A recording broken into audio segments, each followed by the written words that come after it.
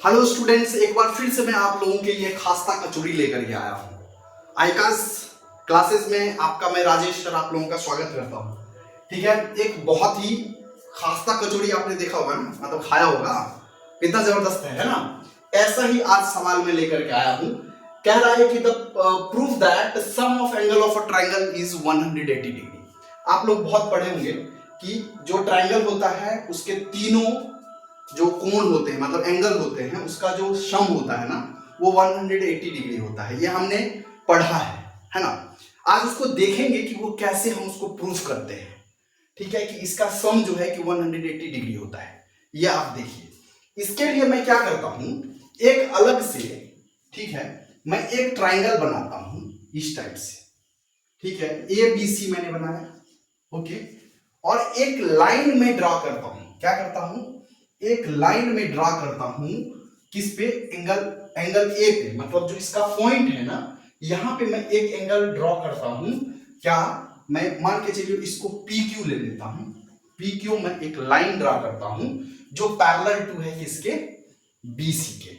अगर आप इसको objective type, sorry subjective type में, मतलब लॉन्ग टाइप में आप इसको बनाएंगे तो इस बात को आप यहां पे लिखेंगे। ठीक है, कि हमें क्या करना है, एक लाइन पी क्यू ड्रा करना है जो बीसी के क्या है, पैरेलल है। ठीक है,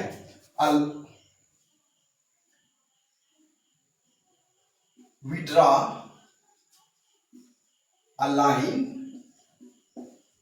PQ पैरेलल टू BC। हमने PQ जो है एक लाइन ड्रा किया जो किसके पैरेलल में है, BC के पैरेलल में है। मैं इसको एंगल 1 लेता हूं, इसको एंगल 2 मानता हूं, इसको एंगल 3 मानता हूं, इसको एंगल 4 मानता हूं और इसको एंगल 5 मानता हूं। कोई दिक्कत नहीं।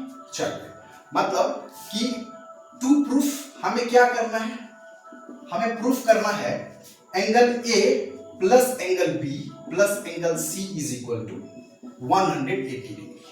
ठीक है, मतलब देयरफॉर ये भी आप कह सकते हैं कि हमें angle 1 plus angle 2 plus angle 3 is equal to 180 degree proof करना है। मतलब इन दोनों में से जिसको भी आप बोले उसको हम कर सकते हैं। हम फिगर 2 को देखेंगे, आप किसको देखेंगे, फिगर 2 को हमने जो ड्रॉ किया है।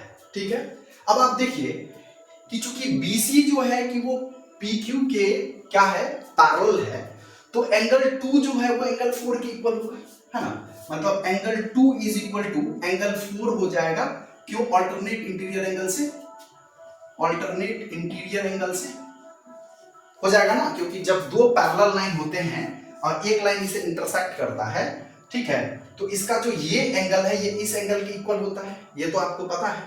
इसी तरीके से जो एंगल, सॉरी ये एंगल है, ये 2 नहीं पढ़ लीजिएगा आप लोग, एंगल 3 जो है वो एंगल 5 के इक्वल होगा। मतलब एंगल 3 जो है वो एंगल हो जाएगा 5 के इक्वल, सेम प्रॉपर्टी से, कोई दिक्कत नहीं यहां तक। Okay, right. अब आप देखिए, क्योंकि ये एंगल जो है इस एंगल के इक्वल है और ये एंगल इस एंगल के इक्वल में है। ठीक है, तो इन दोनों का जो प्लस है, मतलब एंगल 4 प्लस एंगल 5 जो होगा वो एंगल 2 प्लस एंगल 3 के होगा। नहीं, मतलब कि ये इन दोनों को अगर मैं प्लस करें, मतलब कि अगर मैं एंगल 2 प्लस एंगल 3 लिखता हूं, इन दोनों का जो प्लस होगा वो एंगल 4 और एंगल 5 के प्लस के भी तो इक्वल होगा। एंगल 4 प्लस एंगल 5 के भी तो इक्वल होगा। अरे भाई ये दोनों है ना, 1 प्लस 2 को आप यहां पे जो है कि प्लस करो 2 प्लस 3, तो 4 पर 5 के इक्वल तो होगा ही ना।